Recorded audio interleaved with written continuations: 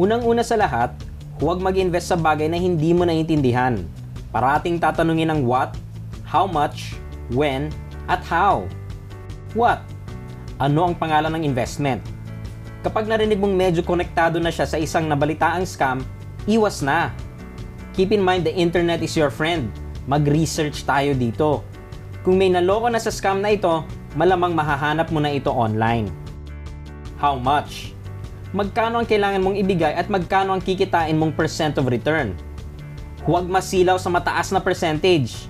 Kung masyadong malaki ang ipinapangatong kita, mag-isip-isip ng mabuti. Either scam yan or illegal. Kung tingin mong it's too good to be true, malamang tama ka. When? Kailan ka kikita? Kung pinapangakong yayaman ka sa loob ng ilang buwan, magduda ka na. Unless manalo ka sa loto, walang investment ang makakapag-guarantee ng pagiging instant millionaire. How? Paano ka ba kikita? Dapat maintindihan mo kung paano ba talaga kikita ang pera mo. Kung hindi mo maintindihan ang business at hindi nila maipaliwanag ito ng maayos, iwas ka na.